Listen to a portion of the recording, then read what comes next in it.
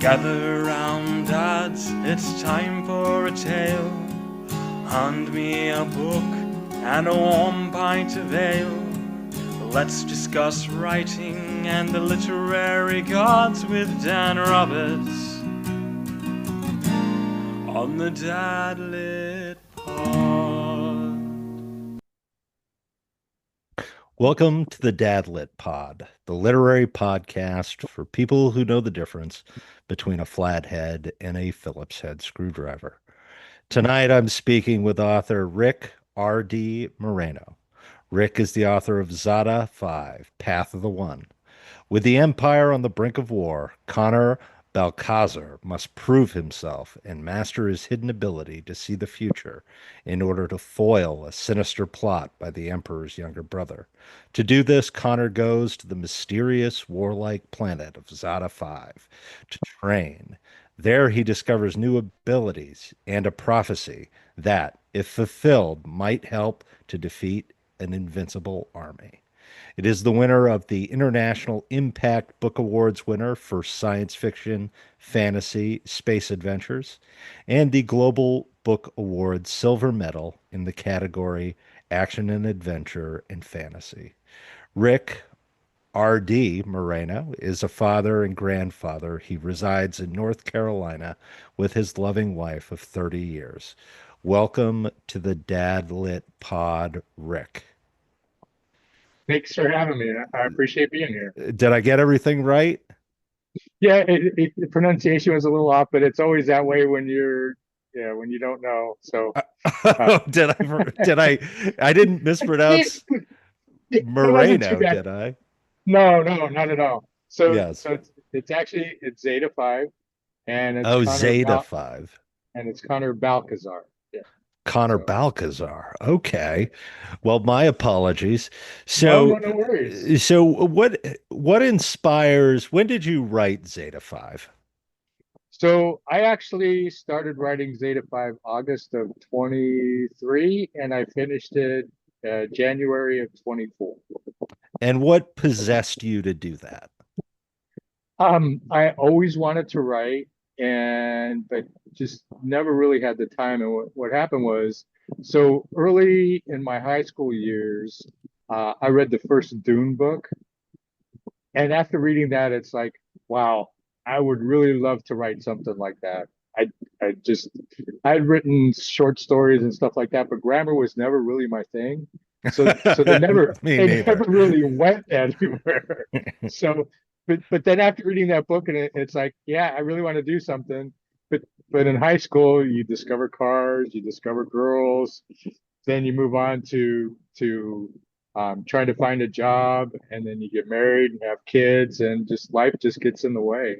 So it wasn't really until after I was able to retire, we bought our retirement home here in North Carolina with the plans on remodeling it. So after we bought the home, this was during COVID. Yeah. So I was actually planning to retire, but with COVID hit, the company decided that I was going to retire earlier than I planned, which Oh, which was fine with me. So instead of remodeling our home and then living in it, we lived through the remodel. But it was fine. Our house was set up enough to where we could survive in the home while we did the remodel, which was totally fine. But when COVID first hit, they had released Dune, and it didn't go anywhere because nobody was going to the movies anymore. yeah. So after they released it, what, 2 years later, I think it was in 2022, is when they Hmm. re-released the movie Dune. And after I watched it a few times, it's like, okay, the creative juices are flowing. So I've just finished remodeling the home. So what do I want to do next? So it's like, okay, it's time for me to sit down and write. So I put a list of characters together and a straw man plot and jumped into it. So Zeta 5 is what you would call operatic space. Yeah, kind of. Yep. Yeah. So there's prophecy, there's a family betrayal, there's a little romantic element to it, and I'll do just a bit of a spoiler. I wanted to pay some homage to Dune, but I couldn't do sandworms. So I came up with the unique trick using a dragon. I mean, might as well. Yeah, People love exactly. dragons. You're right. They do, and I do too. So I worked it in there, and it worked out well. Yes, that's great. My the dragon resurgence in my house has been very robust. That's awesome. Yes, mostly due to my wife learning about the series about the people who ride dragons, but not Game of Thrones. I couldn't get her to finish Game of Thrones, but she reads the one with the the sex in it. She likes that one better. The dark romance stuff. Yeah, Yeah, the no, I dark get it. romance. Yeah, she gets into that. I Yeah, can't get her it's to quite read. prevalent. Yeah, Yeah, I can't get her to read Game of Thrones and talk to me about, the veritable uh, elements and political movements that have yet to be resolved in that. But she'll read right, the one where they, get a dragon and then there's like a handsome guy and she's right. Yep. Yeah, there's like, quite a bit of that out there. Yep. yes. So you decided to dive in and largely inspired by Dune. What else were you Yes. reading or what else have you been reading as a dad So and lately, granddad? yeah. So lately, well, there are only two grandkids here locally to us, and I mean, part of the reason we moved to North Carolina is my wife's daughter is here, and she had twin boys, and that was her motivation to move her. I moved her all around the country, Yeah. L.A., Rochester, McKinney, Texas, and then we ended up Hmm. moving here. So her motivation was to move here to be closer to her daughter to help raise her two kids. They're now um, they're with summer almost over, they're getting ready to go into second grade. But right now, they're heavy. They've discovered Looney Tunes, so they're heavily into Looney Tunes now. So what I discovered is part of the marketing strategy was to jump into TikTok, and I've been on there for about a year, and I've discovered quite a large indie author group out there and a large support for it. So I'm starting to read a lot more indie author type stuff. Yeah. So I volunteered for ARCs for some of those.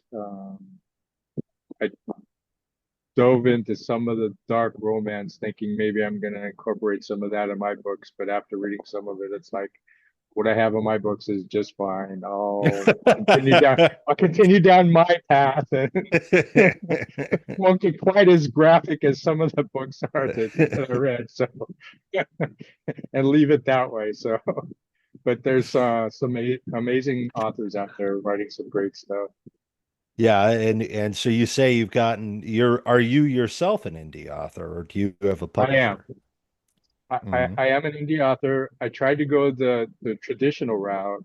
I got like three or four nice rejection letters saying, no, this really isn't the kind of stuff that we do. And then a lot of silence. So Yeah. I twiddled my thumbs for a while, waiting, and nothing but crickets, and said, "Nah, I'll look into the indie author route."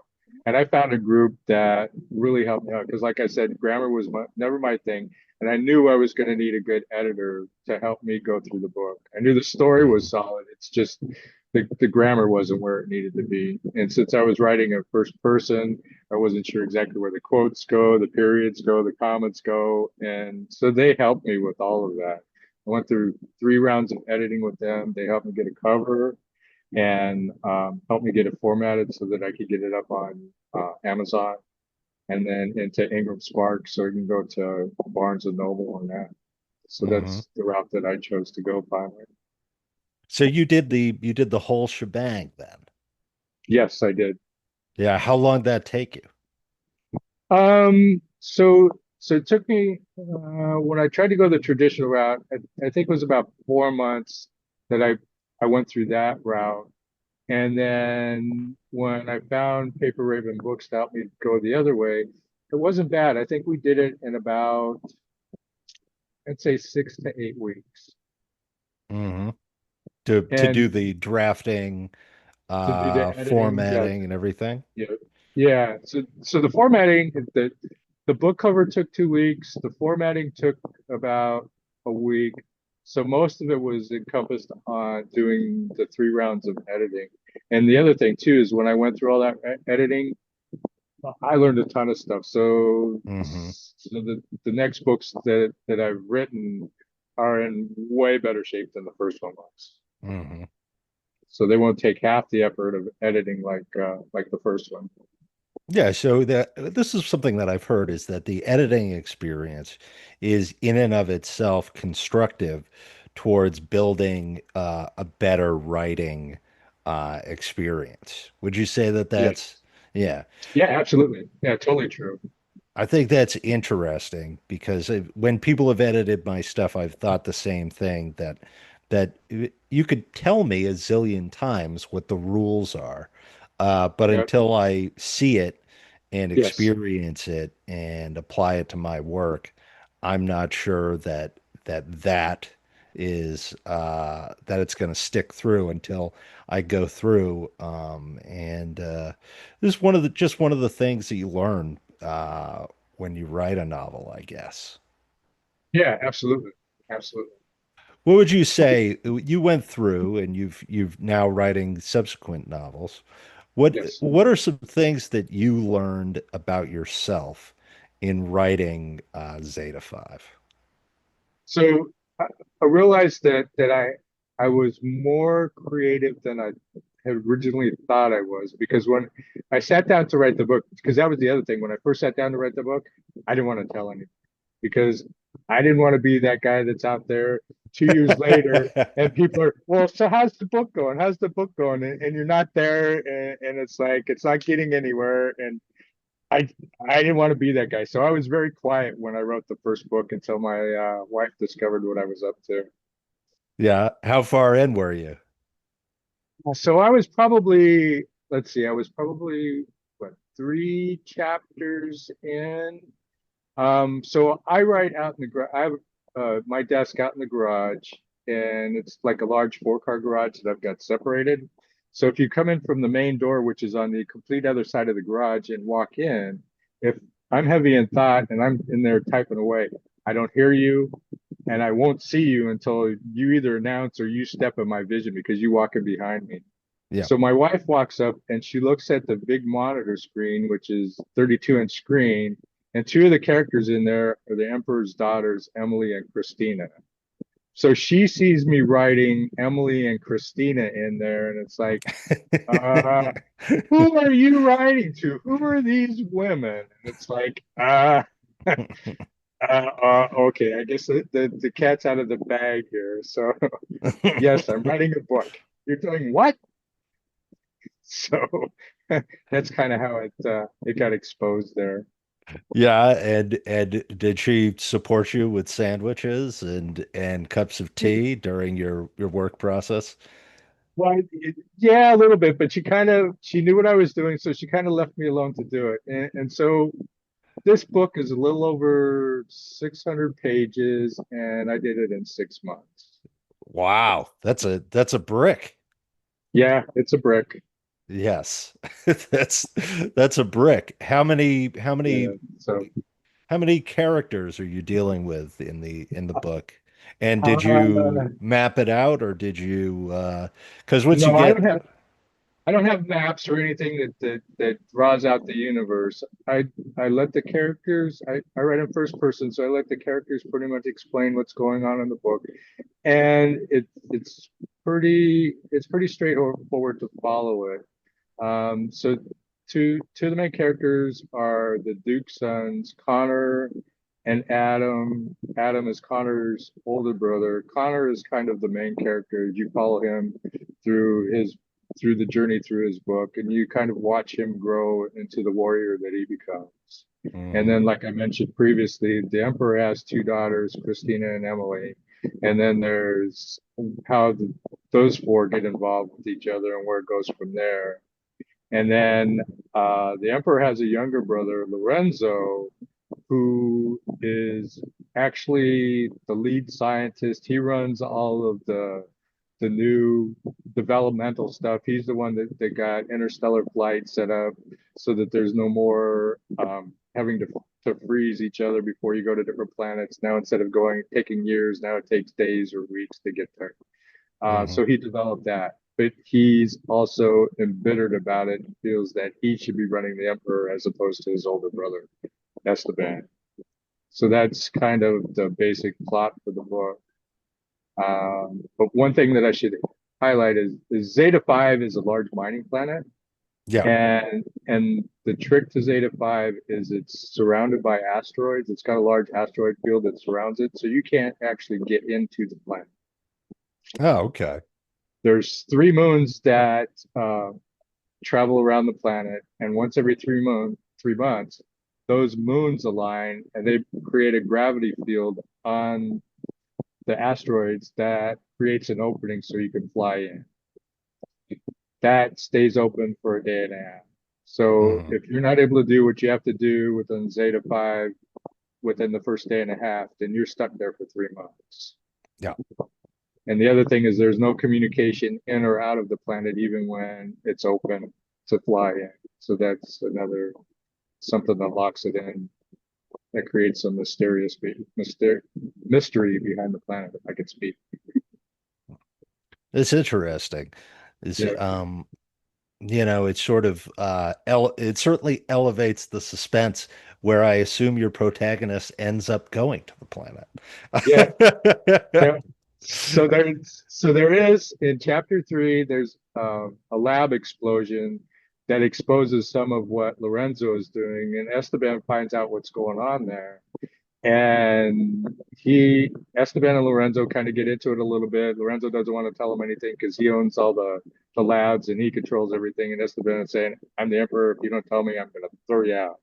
Yeah. So Lorenzo gets pissed off and leaves.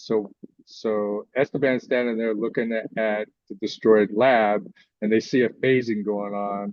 And with that phasing, they see another world as they're looking through that phasing, and they discover that that's Zeta 5, or they assume that it's Zeta 5. So Connor and one of his mentors, Eric, go to Zeta 5 to try and figure out what Lorenzo is up to. So that's how Connor gets to Zeta 5.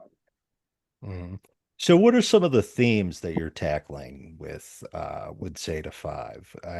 So, It seems like there's a growing up theme, there's right, an honor theme, and there's an underlying element of what one would call the hero's journey, uh, exactly. an Yep, individual progressing and questing. right. There is. And then you also have the Emperor's daughters, and you discover that one of the daughters, Christina, there's a little bit of discussion about how Connor and Adam had helped train her from the time that she was young. So you find out that she has some warrior capabilities as well Mhm. that expose themselves later in the book. So, uh, in terms of who this book is good for, teens, adults, who's the target audience for Zeta 5? So the target audience for Zeta 5, I would say probably 17 is probably the youngest, because there is some open door romantic scenes that get a little hot and heavy. I mean, after all, you are a married man. That's Yes, right. yes. You've had children. That's It's, right. yes. And I actually, one of the indie supporters, woman, I had given her my book, and her 17-year-old spotted the book and took it from her. And she actually thanked me after he read the book, because she said that he would come home from school, do his homework, and then dive into the book. Well, And that's he's terrific. never been that kind of a person. And after he was done with it, he pulled the book out of her hand that she was reading. He said, "No, no, no, you got to read this one now," Yeah. which was my book. So 17 is probably the youngest, but I've had people as old as 60 read the book and enjoyed it as well. So anywhere from 17 to 60 can enjoy this book. Yeah. So how are you choosing to market the work as an indie author? Obviously Yeah, you're in North Carolina. Right. They're bound to be book fairs and stuff Yeah, like that. so that's actually a good point. I did one in South Carolina about 2 weeks ago. It wasn't a huge one, and it was really hot out there. There weren't a ton of people, but I sold 7 books there. Oh, great. Um, this next weekend, I'm going to Wilmington in North Carolina near the coast for a book fair there, and then I've got 2 more that I'm doing after that in Raleigh and Charlotte. Mhm. So yeah, so I'm getting out in the book fair route. Like I said, I signed up with TikTok. I'm starting to get a decent following for TikTok. I'm starting to get some amazing reviews of people that have read my book. Um, so I've been offering some books out there to get people to read it and get it that way. So that's created some buzz for it. I'm trying to do some advertising with Amazon, but the problem that I'm having right now is I'm at 38 reviews. The book's only The been out. review Yeah, peril. yeah, exactly. The book has only been out a year, but like you mentioned, I was able to get 2 awards for it, so that's helped a little bit. But Yeah. what I've been able to discover so far is it seems like Amazon really isn't eager to push out the book until you get over 50 reviews. Yeah. So I'm actively pursuing reviews that way. So I'm getting some help slowly but surely. Yeah. So where's the series going from here? Is this a one-off? It is 600 pages, so I wouldn't blame you Yes. if you finish the story. So actually, the goal with writing this book was to get writing out of my system. So when I finished the book, it kind of hints that there could be more, but Mhm. it doesn't end on a cliffhanger. But probably while I was still trying to pursue the standard publishing route, I determined that I wasn't finished. And I've Mhm. actually completed 3 other books, and I'm working on the 5th one now. Do you, So, when do you sleep? well, so that's a good question because um, in I do my writing in the evening, but like I said, I'm trying to support other indie authors. So I'll read a couple of chapters of whichever book that I've signed up to do the arcs for, and then I'll Yeah. do some writing after that. But during the day, my stepdaughter had bought a new house, and because of my abilities to remodel our house, she Hmm. decided that she wanted to take 4 rooms and make that one big room. So, but fortunately for me, she hired a contractor to put in big beams and stuff, but I've Yeah. had to do all the finish work. So that took me about almost 4 weeks to get it to a point where her and her 2 sons could move in. Um, but my wife has grand plans for our backyard. Last year I put in a pool, or well, the year before I put in a pool, I sunk it 2 feet. I put in one of those doughboy type pools, Yeah. the above ground pools. But then I built a large deck around it, so it gives you the illusion as if it's a built-in Oh, pool. nice. So I did that deck last year. But now the wife wants to extend it on with pavers and a fire pit. And then the deck that comes out of the backyard, she wants me to extend that deck. So that's kind of where my days have been. So I cut the cord at about 3 o'clock because that's when I take the dogs out for a walk. We live on 2 acres, so I take the dogs for a walk and then I feed them and stuff. And then after that, that's when I do my reading and writing. So, and I've kind of made it a hard, fast rule that I'm going to do that stuff until maybe 3 or 4 o'clock, and then after that, it's my time. So Yeah. that's kind of So where I end up. how many, what's a couple of indie authors that you've read lately that hit on Um, the dad lit parameters that you as a dad and a grandfather genuinely liked? so so G. Edward Martin is one. He's written some really good stuff. So I've been supporting him. A couple of the other ones. Let me pull up my list too. G. Edward Martin, what would be one of his books that you would So suggest? so one of his books would be um, The Man Who Fought the Dragon. Hmm. Um, and so I'm trying to pull up. I've got an arc list here, so I can read out some of the. because I don't want to wrong names for the authors here. But he's one, two,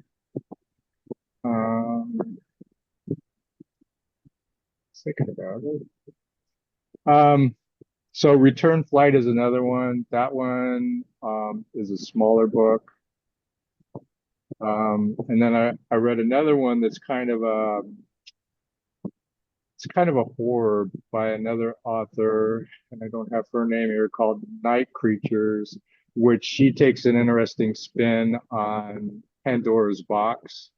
And so it's kind of like they open the box and what the world looks like with the box open and the creatures that are out there. And in the first half of the book, she does it from the human's perspective, and then in the second half of the book, she does it from the creature's perspective. So you kind of get two different versions of it. And then another one from G. Edward Martin is The Blueberry Daughter.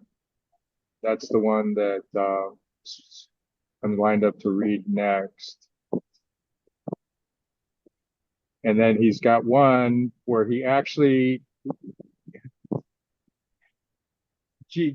so it's Greg Martin is actually the author, and he does a lot of graphic design stuff. So one of the things that he did with his next book, Death of the Gods, is he took a bunch of authors that he likes, including myself, and in the front of the book, these authors are different characters within the book, but what he did an actual graphics with each of the authors. So my picture is in the book with a bunch of other authors at the beginning of the book, and then I'm in the book as part of the story as well. So these are some of the interesting things that some of these people are doing. Yeah, that's a lot of fun. Yeah, it is. It is. When you first approach me with it, it's like, really? Yeah, okay. I'll definitely volunteer for this. It sounds cool. But it also when it was out, it's like, okay, I got to buy the book now. So, are there any other retired local granddads that are writing books out in North Carolina? Not that I've found yet, but there's a couple of different writing groups that I belong to, but most of them they still work, and then they kind of write on the side. Yeah. So I haven't really found anybody that's retired like me that's really doing a lot of writing yet. Yeah, So certainly I'm not kind 100 pages a month. of right, exactly. Well, I can't say that the other three books, that the books 2 and 3 are around 300 pages apiece, and book Oh, 4 okay. is right around 400 pages. But book 5, the way it's going, is probably going to be almost as big as book 1 by the time I'm done the way I'm going at this point. Hmm. And all part of the same underlying Yes, series? all part of the same underlying series. And what do you have a name for it? For each, well, No, for it's the all the Zeta 5 series. yeah, Um, but I do have different names for the different books that I'm kind of playing with. yeah. Um, so book 5 is Canaan. Book 2 is right now is Slipping Dimensions, Hmm. and book 3 is, because I keep writing them down differently. Book 3 is A New Past, and book 4, the title that I've been playing with for that one is A Call for Revenge. Hmm. And book And 5 right now is just listed as Canaan because that's one of the new characters that came in on book 4. So that's kind of the focus is kind of on him, and the other characters will come into that book after. And I see, so for those who can't see, Rick, Rick has Yes. Darth Vader over one of his shoulders and Master Yoda over the other shoulder with Zeta 5 in the middle. Where would you say your characters fall in between the light and the dark from a moral or Jedi-esque point of view? Are we talking about do the right thing, or are we talking about a little grim dark planetary mayhem? Well, there is a little planetary mayhem, but the main characters are more the Luke Skywalker on the light side, um, with the Emperor's brother being more on the dark side, and people that he pulls in to help him with that. So it's kind of like that. The Emperor's brother Lorenzo is more of what the Empire would be on the dark side. Yeah. So to that extent, in crafting sort of a threat, because obviously the threat that you're presenting is a cosmic one. Yes. How do you construct or um, envision a way to effectively destroy a world you've just created? Do you conceptualize it? Do you conceptualize the implement of destruction before the world, or do you implement and envision the world and then think, oh, how can I destroy this? Yeah, for me, it was more envision the world and create it, and then figure out what I'm going to do to try and destroy it. Hmm. I think I'm reminded of sort of the origin story behind the Ghostbusters movies, Yep. for example, which is that even before there was a script, Dan Aykroyd was drawing the Ghostbusters equipment. Okay. Every and everything in the movie sort of sprang from this underlying idea of the equipment and what people would look like wearing that equipment. So I'm always interested from the idea of particularly a series like the one you're describing, Hmm. where the world itself has its own clothes, its own weaponry, its own conception of, what is right and what is wrong. It always interests me how one comes up with that and where that sort of springs from. Does that make sense?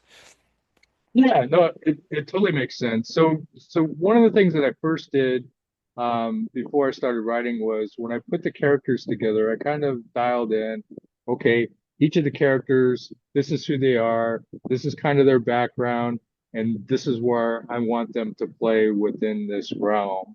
Yeah. So that's kind of how I dialed it in for that. And the other thing too is when I came up with the the emperor's brother being evil, it's like, okay, he's got to have some underlying support in there to be able to do what he wants to do. So it's like, okay, what is that going to be, and what is that going to look like?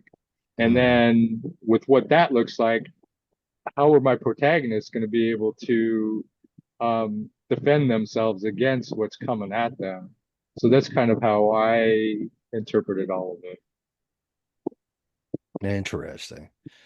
I think about because I think about Dune, for example, which I think you Yes. said was, and by the way, Dune seems to have inspired a lot of people Oh, I to know. write Yeah, to definitely. write. It is talk about a powerful story, Absolutely. Yes. um, and a very original one, and a very original and forward thinking take, and it has all sorts of interesting elements. from religion to sort of rejection of science to thoughts about, nouveau political ideas and the nature of force and authority. And I think it's interesting that it's achieved just incredible. I mean, ultimately, changed the nature of all space sci-fi, if that makes Yeah, sense. yeah, no, no, it does totally. Because I mean, if you think about it, there's an element within Star Wars that emulates some of the stuff that was going on within. So yeah, it reaches a large realm of sci-fi and some of the fantasy stuff as well. Yeah. What do you think fundamentally with space operas? To if you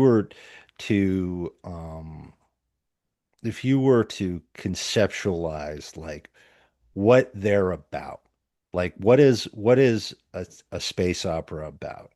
Is it or it's a book like Dune or a book like Zeta Yeah, 5? Is it right. a moral parable? Is it a heroic story like a Flash Gordon? Is it about what it means to grow up? What do you think underlies that that genre and what makes that genre work best? And what are the best stories to tell with that genre? Yeah, so from my view, I mean, you've got a few people out there that are always rooting for the bad guys. So you've got some elements in there where even in the space opera, they're hoping that the bad guy's going to win here, and maybe eventually, eventually the good guy will win. But Yes. but, but from my perspective, it's you want to be able to show that the good guy can survive here, even at what perils that they're going to have to come into, Yeah. and you can't always make it about how crappy their life is the whole time and how they're not winning at all, because if you do that, then you just get to point this guy's always going to be a loser and Yeah, it's never he's going just to a go loser. anywhere. So you have to show that there are, even if they're small wins, that some of this stuff Yes. is happening here and they're continuing to succeed as they move forward and Yes. grow and learn as they're doing it. Yeah, so it's about growing up and being a good person and Right. being tested by things that make life easy or things like that. So it lends itself, I think, to dads to talk about dad things. Yeah. Yeah. You No, know, yeah. I don't know that I would put it in the hands of my 4-year-old because there is uh murderous flies that assassinate people. There's a box that you put your hand into that has terrifying capabilities. Right. Uh, but I think one of my favorite lessons in any work, although I happen to really love Orson Scott Card's Ender's Game, and Yes, that's a good. Yeah. the underlying idea that the thing that I love about Ender's Game is actually not the weird redemptive element at the end with the anyway, I won't ruin it. Yeah. Um, For those that don't know. Yes. yes, the part I like is the idea of outside the box thinking, right? Yes. Yes. Ultimately, Dune has this element of you can't really grow up without having a mastery of your emotions and without having a sort of rational sense of yourself. And I think that's a very powerful idea, particularly and a useful one for Yes. particularly teenage boys. Let's go with that. Right. Right. Um, Yeah. and and to some extent, I think that like Ender's Game is very similar to that, right? It's just this Yes. idea that you receive this staggering power, and you're the world is dependent upon you growing and coming to grips with the pains of adulthood and the responsibilities of adulthood, and finding a way through to that. And I had someone ask me about like the great examples of dad lit, and both of those are great examples, but they all bring me back to the original Old Yeller, which Okay. is, Yeah. in my opinion, the sort of proto book about kids having to make difficult decisions to grow up Right. and what Yeah. that decision looks like. Right. And it's funny because it's come up through.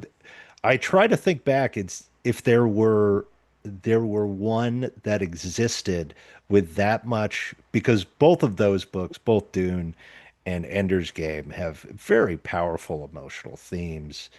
And I tried to think about like a book that was for kids or was for boys, and particularly teenage boys, because I think we could admit that when Dune was first written, when Ender's Game was first written, the audience was mostly teenage boys. If there's Right. anything before Old Yeller that captures that sort of feeling of the sort of challenge and the sacrifice of growing up. Did anything come to mind in your perspective? Wow.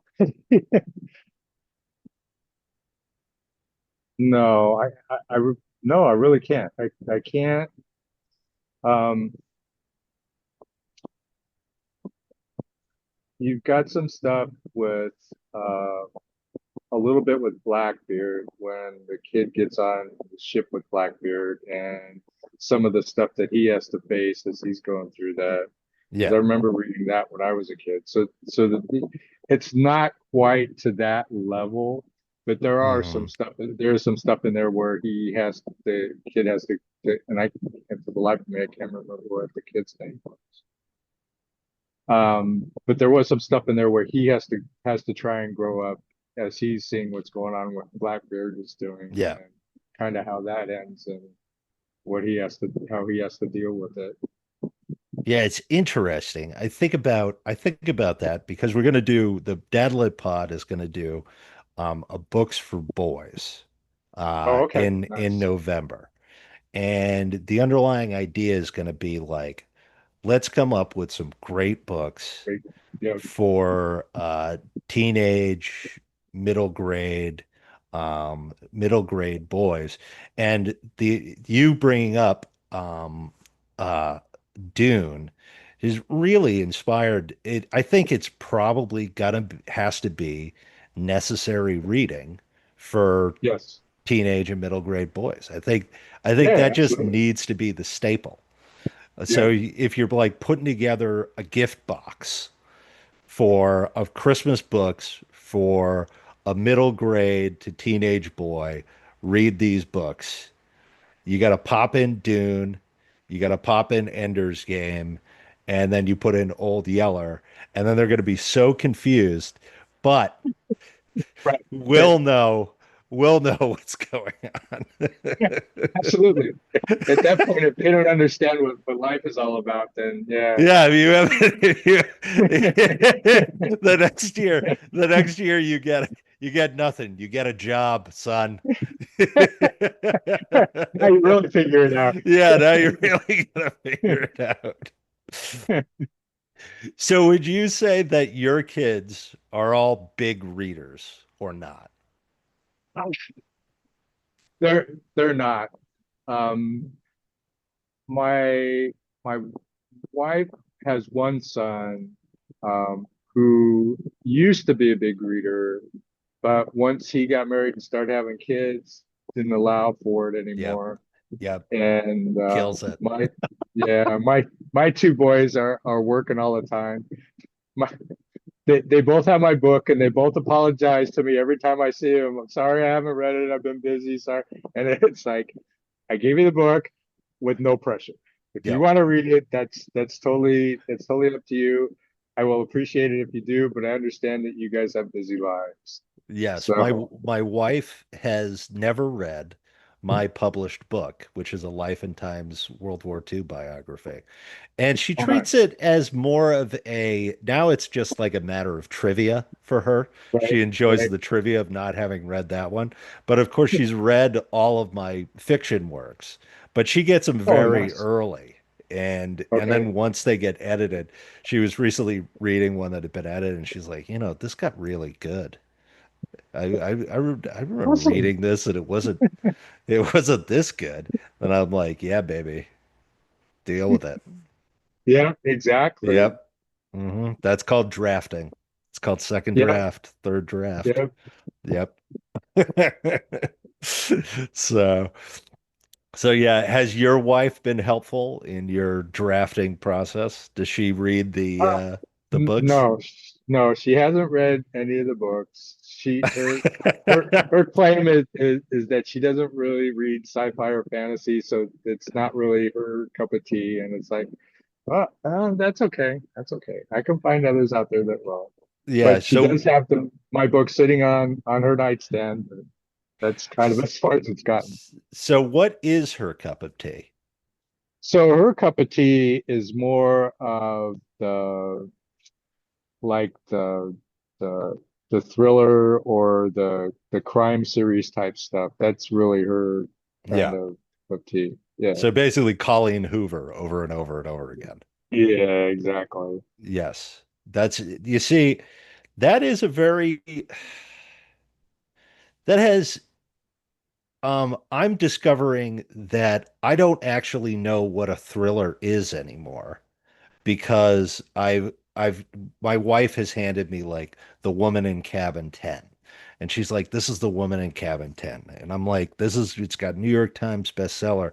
And I read it and there's nothing there. I'm like, she doesn't describe anything. This is all very weird and it's from the first person. And Right. I'm just not into it. You know what I Right. mean? So Yep. so I've had to start. I think I need an element of I need a little politics. I need a little Yep. military. I usually need a SWAT team to come in. Okay. You know what I mean? Like when I'm Right. reading a thriller, I probably need a SWAT team. And to that extent, it's been a very interesting thing to read dad lit and dad lit thrillers, which are mostly military thrillers, to be perfectly honest, is what I've found. Okay. Yeah, Yep. No, that makes sense. yep, And I tried to explain to my wife that if she could get further into the book, that you would find out that there are some thriller type aspects within the book. There's some stuff that happens, and it's hmm like, okay, this happened, what's going to happen next type stuff yeah. within there, but that's further on in the book. hmm So how do you you're sitting down to write what Mhm. is effectively like an epic work, right? Right. At 600 pages is an epic work. How do you lay the groundwork for interest and engagement in something like that? Do you introduce do you seek to introduce, I know like mystical weaponry, like the prospect that Hmm. someone might get to use a mystical weapon, will always Yes. So, convince me to read further because I want to see what it does. What are some of the so, tricks that you've found? well, so since listeners can't see it, but if you look, the swords are red in here. Yes. Okay. Within my book, um, the when I was doing the cover, one of the things that I outlined, we did a book contest, and this is one of the ones that came up last. And I said, okay, that's the one I want. but you need to make the swords red. You need to change a little bit with the characters in there. But there's within the book, when you read the book, you understand, and I don't use um, I talk about pistols in the beginning, but I don't really use them. It's swords is what I use, and that's the just for what the weaponry most of the weaponry is in there. It's swords, and there is a mystical element within both sides of it between the good guys and the bad guys. And what is that one saying that Obi-Wan said when he kills General Grievous is when he shoots him with the pistol, it's how uncivilized it is when he shoots General Grievous with the pistol as opposed to fighting him with a sword. So that's kind of the take that I have with it. And also using the swords, you get more of an up close fighting sequence between the two elements within there. I think that's an interesting observation because there's a lot of personality that goes into a sword fight and Right. a lot of engagement and a lot of um, seeing and and uh, ultimately parrying and Yeah. dancing, as it were. And so I could see where that would be um, a really a really exciting way to give an act of violence some real meaning to it, right? Right. Yeah. So a little bit, well, it's not really much of a spoiler, but when Connor is on Zeta 5, they have uh, kind of like gladiator fighting, uh, arena fighting, and Connor gets all excited about it because he's trying to emulate his older brother, who's a warrior that's been out there doing this for a while, and Connor's still trying to get his feet wet there. So he Mhm. hears about this, and it's like, I want to be in this competition. I want to be in this competition. And it's like, kid, you're young, you could get killed here. And it's like, no, no, no, I want to be in it. I want to be in it. So I had to sit down. I bought a few books, but they didn't really tell me what I wanted to learn while I'm trying to figure out hand-to-hand combat with swords and the rest of it. So Mhm. I had to actually kind of stage the stuff myself, stand there with sticks and trying to figure out how I'm going to swing it, how they're going to respond, and the rest of it. So I came up with some unique fighting sequences within the book, just in the first part of it, just trying Mhm. to map that out. Well, that's interesting. And where do we stay on Zeta 5 or do we go elsewhere in the future? So you've got Adam who's out there just going through other planets trying to discover what Lorenzo is up to. You've got Connor who is on Zeta 5 for 3 months and then comes back. And some of the stuff that he and Adam go through, and then Adam and Connor go back to Zeta 5. There's a reason they have to go back. I won't get into it, but there's Yeah. a reason that they have to go back. And then everything that goes on from there. Hmm. So there is other worlds that are out there. There's descriptions of what these other worlds are and kind of what Lorenzo is kind of doing, some of the stuff that he's doing in the background. Yeah, creating creepy invincible armies. Exactly. And Just, and they're out there trying man, to figure out what that is exactly. man, man responsible for interstellar travel Yep. tends to have hobbies, very productive Exactly. hobbies. Yeah, and as you read through the book, you find out what those hobbies are.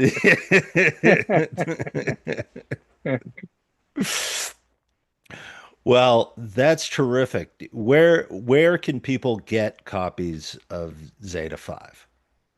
So they can be found on Amazon, or they can actually order them from Barnes and Noble. And since it's on Ingram Sparks, it's pretty much anywhere you sell books. It's not on iTunes or Kobo because I have it on Amazon KU, and I can't if I take it off KU, then I could put it on Kobo and iTunes. But I'm having much more success with it being on KU, where people that have KU can pull the book for free. I still get some money from it. It's not great, but the nice thing about it is I don't see who it is, but I get to see that people are reading my book, and I get to see page counts. Oh, okay. So that's kind of cool. So yeah, so someone who has Kindle Unlimited can Yeah, sit down with their tablet and yeah, pour themselves into Zeta 5. exactly. When do you think the next block of works is going to come out? So I'm actually looking to try and publish book two early next year. I'm starting to get a following for the first book and starting to get a little buzz of it, which is what I wanted to do. And so it, the other problem is being an indie author, publishing a book on your own isn't cheap. So that's kind of Yes, this is what I've heard. so, so I'm working on the finances to publish it early next year. Um, One thing that I wanted to comment was I have a review on there with the fact that Project Hail Mary, that movie is coming out early next year. I Yeah. actually have a review from somebody who had finished reading Project Hail Mary, and I had given them a copy of my book, and then their comment to me was, "Well, we just finished Project Hail Mary. I'm concerned that this may be a bit of a downturn for me." But he actually wrote a scathing review that said that he actually enjoyed my book better than Project Hail Mary. So it's like, yes.